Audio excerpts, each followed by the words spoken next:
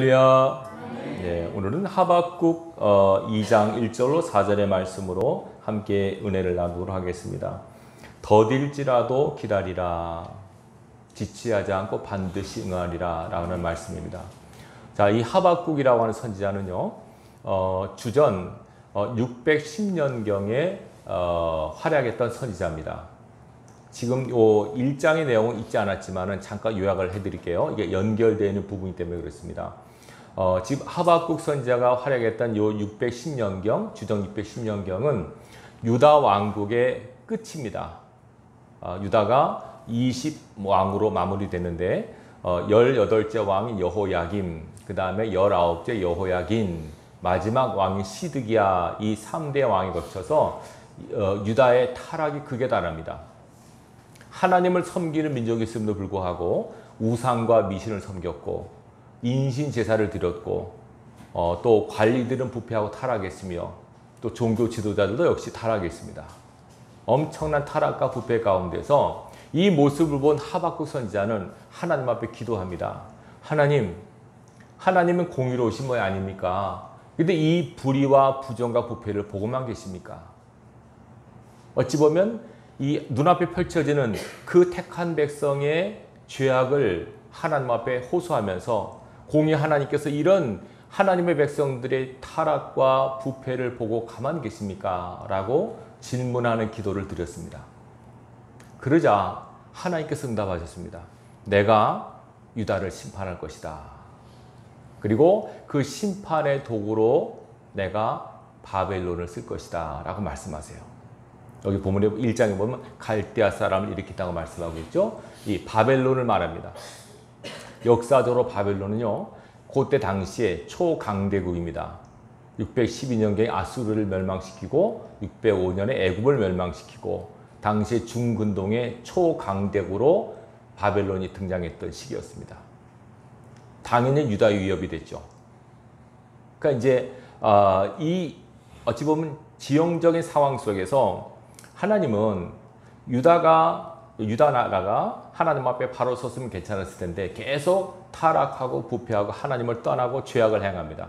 그래서 사랑하는 백성이지만 죄악 가운데 타락한 백성을 징계하시려고 바벨론 나라를 들어서 치시겠다고 하셨습니다. 본문에 보면 1장에 보면 아주 그 나라 사람들은 잔혹하고 무섭고 강포한 사람들이다. 바벨론은 아주 잔혹한 민족입니다. 그 악한 잔혹한 민족을 통해서 하나님의 백성을 치시겠다고 하박국 선지자한테 말씀하셨습니다. 그러자 하박국 선지자가 또 기도합니다. 하나님, 우리가 타락한 것을 인정합니다. 그렇지만 저 악한 패역한 바벨론을 들어서 우리를 치시다니요. 이거는 안 됩니다, 하나님. 선인이 의인을 치면 이해되는데 우리보다 더 악한 민족인데 우리를 치면 어떡합니까? 라고 하나님 앞에 기도를 합니다. 자, 그리고 나서 기도 응답을 기다리는 내용이 오늘 본문 2장 1절부터 나옵니다. 1절에 보십시다. 2장 1절입니다. 내가 내 파수하는 곳에 서며 성내에 서리라. 그가 내게 무엇이라 말씀하실는지 기다리고 바라보며 나의 질문에 대하여 어떻게 대답하실는지 보리라 하였더니, 하나님께 질문을 드렸습니다. 첫 번째 질문은 타락한 유다를 어떻게 하시겠습니까? 하나님께서 말씀하셨습니다. 내가 징계할 것이다. 근데 왜 우리를 징계하는 도구로 더 악한 바벨론을 쓰십니까? 그러자 하나님께서 이제 하박국 선지자의 기도에 응답하시는 겁니다. 2절 보십시다. 여호와께서 내게 대답하여 이르시되 너는 이 묵시를 기록하여 판에 명백히 새기되 달려가면서도 읽을 수 있게 하라. 이 묵시는 정한 때가 있나니 그 종말이 속히 이르겠고 결코 거짓되지 아니하리라. 비록 더딜지라도 기다리라. 지체되지 않고 반드시 응하리라. 보라, 그의 마음은 교만하며 그 속에서 정직하지 못하나 의인은 그의 믿음으로 말미암아 살리라. 아멘. 뒤의 내용은 뭐냐면 이 바벨론의 죄악상을 나열하십니다. 그러니까 이스라엘이 타락해서, 유다가 타락해서 징계를 하지만 이 유다를 징계한 바벨론은 더 악한 민족이란 말이에요. 그러니까는 억울한 거죠. 우리도 나쁘지만 더 나쁜 민족으로 우리를 치시다니 이건 하나님 불공평합니다. 라고 하자 하나님께서 그래 네 말이 맞다. 그러나 내 백성을 징계하는 도구로 쓴 바벨론 역시 내가 멸망시킬 것이다. 이 말하는 겁니다. 그런 엄청난 망하고 흥하는 과정 가운데서도 오늘 2장 4절이죠. 그렇지만 의인은 그의 믿음으로 살게 될 것이다. 중요한 약속을 해주고 계십니다. 자, 우리가 이거를 잘 보시기 바랍니다. 자, 성경은 다 약속이라고 하는 걸 제가 여러 번 말씀드렸죠. 구약, 신약, 약속입니다. 약속이라 함은 저 미래적인 어떤 것에 대한 현실적인 언약입니다. 약속은 미래에 대한 오늘의 어찌 보면 계약관계, 내가 어떻게 할 것이다, 그런 이렇게 하자라고 하나님과 우리 사이의 이 관계, 언약 관계입니다. 구약과 신약 다 약속입니다. 그래서 이 하나님의 말씀을 믿는다고 하는 것은 하나님의 약속을 믿는다는 것과 똑같습니다. 아시겠죠? 그래서 이 약속에서 제일 중요한 것은 약속을 신뢰하는 믿음, 그리고 약속이 성취되는 것을 볼 수 있도록 기다리는 인내, 그것이 가장 중요합니다. 그래서 오늘도 하나님께서 뭐라고 하십니까? 기다리라. 내가 한 말, 내가 한 약속은 반드시 이루어질 것이다 라고 약속하셨습니다. 기다리면 내 약속의 성취를 내가 보게 될 것이다. 여러분, 약속의 성취하는 때가 있지 않습니까? 여기 본문에 보면 이 묵시는, 이 계시는 정한 때가 있나니, 하나님께서는 아무 때나 역사하지 않고 하나님이 역사하시는 하나님의 시간이 있습니다. 카이로스라고 하는 하나님의 때가 있습니다. 이 때에 하나님은 당신의 말씀을 이루십니다. 예수님의 오심도 보면 때가 참에 이렇게 나오죠. 하나님께서 선지자를 통해서 하신 약속의 말씀을 이루십니다. 이제 예수님께서도 언제 다시 오신다고 말씀하셨죠. 그때가 오면 말씀대로 다시 오실 겁니다. 자, 그러면 우리는 그 약속의 와중에, 약속의 시간 중에 저와 여러분들이 있습니다. 하나님께서 어떤 약속을 하시면 우리 그 약속을 받고 약속의 성취를 믿고 그 약속의 성취 때까지 우리는 참고 견디는 믿음을 하나님께 보이셔야 됩니다. 아멘. 믿음이 필요합니다. 믿음이 없으면요, 약속을 받기도 어렵고 약속을 기다리기도 어렵습니다. 여러분 보세요. 우리가 믿음의 조상이라고 한 아브라함이 있지 않습니까? 아브라함이 보여준 세 가지 믿음이 있습니다. 첫째 믿음은 뭐냐면 떠나는 믿음입니다. 75세 때 나타나셔서 내 고향과 친척 아비 집을 떠나라 그랬죠. 아브라함은 떠났습니다. 이건 뭘 뜻합니까? 하나님께서 원하신 믿음은 떠나는 것, 내 삶의 자리에서 벗어나는 것, 지금까지 내가 누려왔고 내가 눌러앉았다는 모든 것부터 끊어버리는 것, 첫째 믿음입니다. 두 번째는 아들을 주겠다고 하셨습니다. 몇 년 만에 얻었습니까? 아브라함이 25년 만에 얻었습니다. 75세 때 말씀하시고 100세에도 얻었으니까. 그 믿음은 무슨 믿음이냐? 기다리는 믿음입니다. 믿음의 중요한 요소입니다. 그리고 마지막에 하나님께서 아브라함에게 믿음을 시험하셨습니다. 어떤 믿음이었습니까? 가장 소중한 것을 드리는 믿음입니다. 바치는 믿음. 이삭을 바치라고 하셨죠. 아들을 아버지가 죽여서 제물을 바친다는 건 상상도 못하지만 아브라함은 그 일을 했습니다. 자, 보십시오. 믿음의 조상 아브라함은 떠나는 믿음, 기다리는 믿음, 바치는 믿음 다 성공했어요. 그죠? 근데 좀 아쉬운 부분이 있어요. 좀 미흡한 부분이. 이 세 가지 중에 어디가 좀 미흡하다고 생각되십니까? 그렇죠. 기다리는 믿음도 조금 미스가 났어요. 부인이 아들을 주시겠다고 하는데 왜 안 주시지? 그래가지고 막 들들 볶다가 자기 몸종 하가를 줬지 않습니까? 그때 아브라함이 에이, 그러면 안 돼. 약속을 기다려야지 하고 딱 끊었어야 되는데 그런가? 해가지고 또 그냥 하가를 맞아들여서 이스마엘이 탄생했어요. 그래서 이스마엘이 지금 중동의 원조 아닙니까? 지금도 이스라엘과 중동 사람이 계속 다투고 있는 거죠. 자, 기다린다는 것은 그만큼 쉽지가 않습니다. 그렇지만 하나님은요, 우리의 믿음을 보실 때 여러 가지 보시지만은 기다리는 믿음을 중요하게 보십니다. 하나님 세우신 사울 왕이 하나님의 눈 밖에 난 사건이 있습니다. 두 번 있었는데 첫 번째가 뭐냐면 블레셋과 전투에서 사무엘이 제사 드리기로 했는데 제사 드리려고 할 때 사무엘이 오질 않는 거예요. 제사는 제사장만이 드리거든요. 아무리 왕이라도 제사 집전은 못해요. 사무엘이 와서 제사를 집전해야 되는데 블레셋은 쳐들어오고 이스라엘 군대는 우왕좌왕하고 하니까 사울이 급한 마음으로 자기가 제사를 드려버렸어요. 딱 사무엘이 딱 와서 왜 이런 일 행하셨습니까? 왜 이건 하나님의 권한을 침범했습니까? 제사는 제사장만이 드려야 됩니다. 왕이 왜 제사를 드립니까? 이래서 당장 뭐라 하냐면 하나님께서 왕위를 다른 사람에게 줄 겁니다. 그렇게 말을 해버립니다. 조금만 기다렸으면 되는데 조급하고 초조해서 기다리지 못합니다. 그래서 여러분 믿음의 성숙도를 측량하는 여러 가지 계기가 있지만 가장 큰 것 중에 하나는 기다릴 줄 아는 믿음이에요. 참고 기다릴 줄 아는 믿음 가운데 하나님의 은혜가 맺히게 돼요. 이게요 모든 거 그렇습니다. 여러분 지금 기다리고 있죠. 기도하는 분들은 뭘 기다릴까요? 응답을 기다리죠. 그렇지 않습니까? 축복을 기다리죠. 내 기도가 응답되는 그날을 기다리죠. 모든 사람은 어찌 보면 다 기다리고 있습니다, 여러분. 집안에는 아내는 남편이 퇴근하고 오기를 기다리고, 군대 간 군인은 전역하기를 기다리고, 가게 주인은 손님을 기다리고, 다 기다립니다, 무엇인가를. 성경에 보면 우리도, 저와 여러분도 지금 기다리는 사람들입니다. 뭘 기다릴까요, 우리는? 응답도 기다리지만 궁극적으로 저와 여러분은 다시 오실 주님을 기다리는 사람들입니다. 주님의 재림에 대한 사모함이 없으면 안 됩니다. 정말로 신앙이 없으면 안 됩니다. 마지막 때 주님 다시 오신다고 하셨기 때문에 다시 오실 주님을 저와 여러분들이 사모하며 기다리셔야 됩니다. 그 믿음이 없으면 안 됩니다, 여러분. 지금 오시면 안 됩니다. 큰일 납니다. 이러면 안 됩니다. 언제라도 오늘 밤에도 주님 오실 때 기쁨으로 맞이할 수 있는 영적 준비가 되셔야 됩니다. 바로 저와 여러분의 신앙이 되셔야 됩니다. 이 기다림에 대해서 하나님께서 말씀하세요. 비록 더디게 느껴져도 기다리라.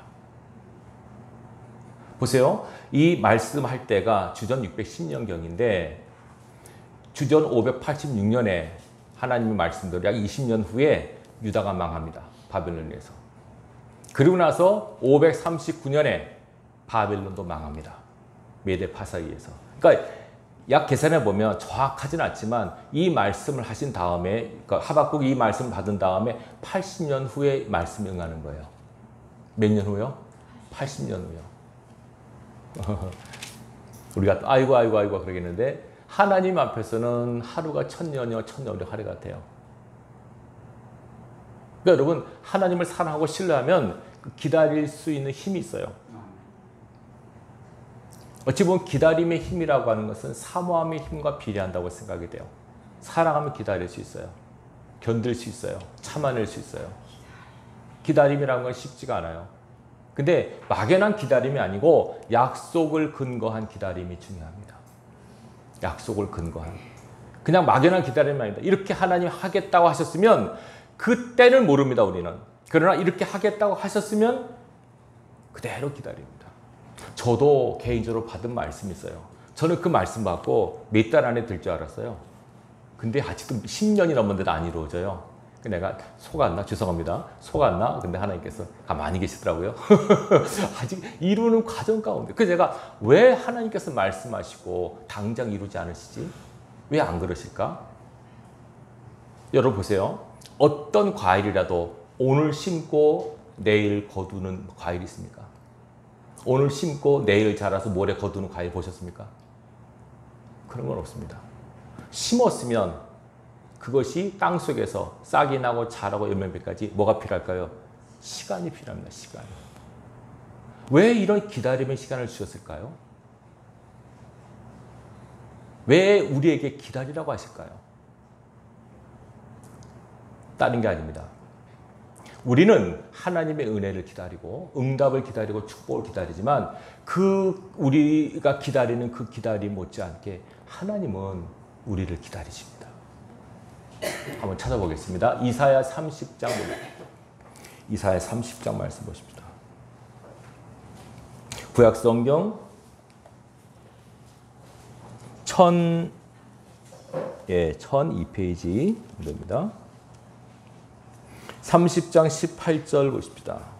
1002페이지입니다. 이사야 30장 18절.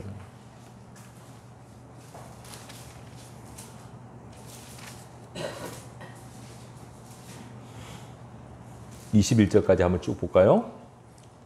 자, 같이 읽겠습니다. 이사야 30장 18절 시작. 그러나 여호와께서 기다리시나니 이는 너에게 은혜를 베풀려 하시며 일어나시리니 이는 너희를 긍휼히 여기려 하심이라. 대저 여호와는 정의의 하나님이시라. 그를 기다리는 자마다 복이 있도다. 시온에 거주하며 예루살렘에 거주하는 백성아, 너는 다시 통곡하지 아니할 것이라. 그가 내 부르짖는 소리로 말미암아 내게 은혜를 베푸시되 그가 들으실 때 내게 응답하시리라. 주께서 너에게 환난의 떡과 고생의 물을 주시나 내 스승은 다시 숨기지 아니하시리니 내 눈이 내 스승을 볼 것이며 너희가 오른쪽으로 치우치든지 왼쪽으로 치우치든지 내 뒤에서 말소리가 내 귀에 들려 이르기를 이것이 바른 길이니 너희는 이리로 가라 할 것이며. 아멘. 중요한 말씀을 하십니다. 하나님은 기다리신대요. 은혜를 베풀기 위해서 일어나신답니다. 우리를 축복하시려고, 우리를 세우시려고, 우리를 긍휼히 여기시려고. 그러면서 그 하나님을 기다리는 자가 복이 있다고 하십니다. 잘 보십시오. 우리도 기다리고 하나님도 기다리십니다. 우리는 하나님의 축복을 기다리고 응답을 기다립니다. 그럼 하나님께서 뭘 기다리실까요? 어떤 말씀을 주시고 그 말씀을 붙들고 인내하는 우리에게 하나님 뭘 원하실까요? 아까 말씀드렸죠. 하나님이 가장 기뻐하시는 신앙 요소가 있습니다. 뭐가 없이는 하나님을 기쁘시지 못하나니? 기억하십니까? 믿음입니다. 믿음이 없이는 하나님을 기쁘시지 못합니다. 왜 믿음이 필요한가 하냐면 하나님은 손에 잡히지도 눈에 보이지도 않는 분입니다. 그 하나님을 있는 듯이 섬기기 위해서 가장 필요한 것이 믿음입니다. 믿음은 형상이 없는 추상적인 것 같은 것을 구체화시키고 형상이 없는 형체를 있게 만드는 힘이 믿음입니다. 과거의 옛날의 사건을 오늘에 끌어올 수 있는 것도 믿음이고 미래에 아직 되어지지 않은 그 앞날의 사건을 오늘 내게 끌어올 수 있는 것도 믿음의 힘입니다. 믿음은 시공간을 초월하는 능력이 있습니다. 예수 말씀하시잖아요. 너가 믿으면 믿음대로 된다. 그 믿음을 갖기를 원하시는데 믿음이요 한 번에 크게 오는 게 아닙니다. 믿음은요 자랍니다. 그래서 작은 믿음이 시작해서 믿음이 점점 자랍니다. 그래서 성경에 보면 큰 믿음이라고 지금 말씀하신 적이 있죠. 내 믿음이 크도다라고 칭찬하세요. 크다는 말씀 뒤에는 어떤 믿음도 있다는 얘기입니까? 작은 믿음도 있다는 거죠. 하나님의 역사와 하나님의 능력을 보기 위해서는 작은 믿음이 아니라 큰 믿음을 가져야 됩니다. 그래서 하나님께서는 믿음의 조상 아브라함이 그런 어찌 보면 100세 때 얻은 아들을 기꺼이 바치기까지 그 믿음을 하나님께서 25년 이상 성장시키셨다고 봅니다. 믿음을 키워가십니다. 아브라함 믿음을. 저 여러분의 믿음을 키워가십니다. 그래서 오늘 이사야 30장 20절에 보면 뭐라고 합니까? 21절 주께서 너에게 환난의 떡과 고생의 물을 주신다고. 환난의 떡과 고생의 물을 주시면서 우리를 이끌어 가십니다. 하나님 왜 이러십니까? 왜 응답 안 하십니까? 언제까지 이것이 계속됩니까? 답답할 때가 있죠. 하나님께서 말씀하십니다. 너희 내 약속을 붙들라. 그리고 기다리라. 더디게 느껴져도 기다리라. 지체되지 않고 반드시 응하리라. 아멘. 여러분 말씀을 붙들고 믿고 그 말씀대로 살아가도 애를 쓰고 기다리는 그것이 믿음이고 그 믿음을 하나님께서 보십니다. 아멘. 우리는 결과를 원하지만은 하나님은 그 결과를 얻기까지 몸부림치는 저와 여러분의 거룩한 몸부림을 보십니다. 아멘. 과정을 굉장히 중요하게 하고 계십니다. 하나님은요. 우리는 결과만 보면 끝이죠. 우리 막 이러지 않습니까? 뭐로 가도 서울만 가면 된다고 하는데 그렇지 않습니다. 늦게 가도 바로 가야 됩니다. 우리는. 아멘. 과정도 굉장히 중요하게 보십니다. 아멘. 바른 과정을 인도하시는 하나님. 그래서 구원받은 저와 여러분을 하나님께서 인도하십니다. 아멘. 성령으로. 그래서 오늘 말씀하지 않습니까? 이사야 30장 보면 이제는 스승으로 역사하신다고요. 21절 보면 너희가 오른쪽으로 치우치든지 왼쪽으로 치우치든지 내 뒤에 말소리가 내 귀에 들려 이르기를 이것이 바른 길이니 너희는 이리로 가라 할 것이다. 스승으로 하나님께 스승으로 역사하셔서 우리의 삶을 인도하신다는 겁니다. 잘못 가면 그리 가지 말아라 이리로 가라 이리로 가라 이렇게 우리의 삶을 인도하신다는 거죠. 그 세미한 하나님의 인도하심을 받기까지 우리에게 믿음이 필요해요. 왜냐하면 믿음이 없으면 하나님의 인도를 받을 수가 없어요. 왜냐하면 자기 생각, 자기 경험, 자기 체험으로 살기 쉽기 때문에. 하나님께서 절대적으로 여러분이 하나님을 신뢰하길 원하십니다. 다 맡기시고 하나님 손에 의탁하시고 나를 인도하시는 하나님을 신뢰하시고 삶을 살아갈 수 있길 바라요. 다른 거 아닙니다. 그냥 하나님께서 주신 말씀이 있으시면 제일 중요한 거는 내가 그 말씀을 붙들어야 됩니다. 붙들지 않으면 아닙니다. 어떤 말씀이 여러분 받으세요. 잡으세요. 그 말씀 붙드시고 기도하세요. 그리고 인내하세요. 하나님의 때가 반드시 있어요. 더딜지라도 기다리라. 반드시 응할 것이다. 하박국에만 주신 말씀이 아니라 오늘 여러분에게 주신 말씀이에요. 저는 대학생 때 말씀 받았다고 말씀드렸죠. 대학생 때 23시인가 4시 때 말씀 받았어요. 난 그 말씀이 곧 이루어질 줄 알았어요. 근데 그게 아니에요. 지금 아직도 이루어지는 과정 가운데 있어요. 야, 하나님의 역사는 오묘하구나. 그러니까 여러분들이 왜 그러냐면 하나님은 우리가 함부로 하나님에 대해서 판단하지 않게 하기 위함이에요. 우리는 그렇지 않습니까? 예? 마치 우리는 기도 응답이 커피 자판기에다 300원 넣으면 커피 뚝 떨어지는 식으로 응답받기를 원하지만 하나님 그렇게 역사 안 하시더라고요.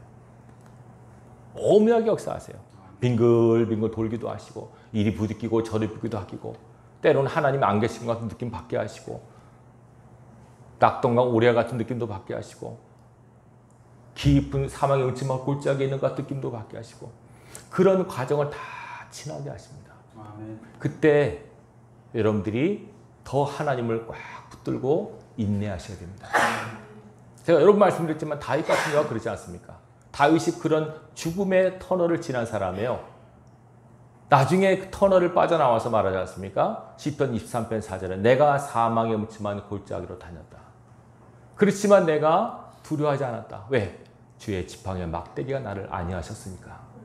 결국은 주께서 내 원수의 목전에서 내게 상을 베푸시고 기름으로 내 머리에 바르셨으니 내 잔이 넘치는구나. 하나님의 은혜가 충만하구나 라는 고백을 하지 않습니까? 그 충만한 은혜 누리기 위해서 여러분들이 참고 인내하는 믿음을 보이시기 바랍니다. 다 필요합니다. 우리가. 이 시대에 가장 필요한 것이 이겁니다. 앞으로 보세요. 점점점 상황이 어렵지 않습니까? 경제적으로 어렵고 영적으로 어렵고 어려운 시대를 지납니다. 이 어려운 시대 하나님의 사람들이 통과하기 위해서는 뭐밖에 없습니까? 믿음밖에 없습니다. 그래서 오늘 하박국 2장 이 4절의 말씀 그런 어려운 시대 캄캄한 흑암 같은 상황을 통과할지라도 오직 의인은 믿음으로 말미암아 살게 될 것이다. 이것이 로마서 1장 17절 마틴 루터가 종교개혁을 일으킨 시발점이 되는 말씀입니다. 의인은 믿음으로 산다는 말이 뭘까요? 의인이라고 하는 것은 하나님을 섬기는 사람, 영적으로 의인이라고 말합니다. 의인은 믿음으로 됩니다. 이신칭이라고 들어보셨죠? 믿음으로서 내가 의롭다 됩니다. 예수 그리스도를 믿음으로 내가 의롭다함 받습니다. 자, 의롭다함 받은 저와 여러분 이제 무엇으로 삽니까? 믿음으로 삽니다. 매사에 믿음으로 사셔야 됩니다. 여러분 생각도 믿음으로 하십시오. 말도 믿음으로 하십시오. 행동거지 하나하나를 하나님의 말씀에 근거한 믿음에 따라서 움직이십시오. 그것이 의인의 행보입니다. 그리할 때 하나님께서 책임지시고 인도하시다고 약속하셨습니다. 오직 의인은 믿음으로 산다는 것을 잊지 마시기 바랍니다. 우리는 의롭다임을 받은 사람들이에요. 이제 우리는 예수 그리스도를 믿는 믿음으로 성경 말씀을 믿음으로 성령과 함께 한 걸음 한 걸음 나가다 보면 어느새 우리가 하나님께서 원하시는 그 수준에 도달해 있으리라고 생각이 됩니다. 아까 말씀드렸죠. 하나님께서 우리에게 변화를 원하신다고요. 여러분 생각해 보세요. 아, 나에게 뭘 원하실까 하나님이? 나는 하나님 앞에 응답과 축복을 원하는데 그러면 하나님 내게 뭘 원하실까? 이 기다리는 여정 가운데서 내게 원하시는 하나님의 요구가 무엇일까? 기도해 보시기 바랍니다. 반드시 여러분 마음껏 응답하실 겁니다. 모르시겠으면 옆에 분들한테 물어보세요. 내게 뭘 원해요? 내가 어떻게 되길 원해요? 살 좀 빼길 원해. 그럴 수도 있겠고 성품적인 변화, 인격적 변화 하나님께서 원하시는 변화가 요구가 있습니다. 저 얘기입니다. 저도 많이 부족했어요. 너무나 부족해서 저는 몰랐어요. 내가 그런 사람인 줄 몰랐어요. 나중에 알았어요. 나중에.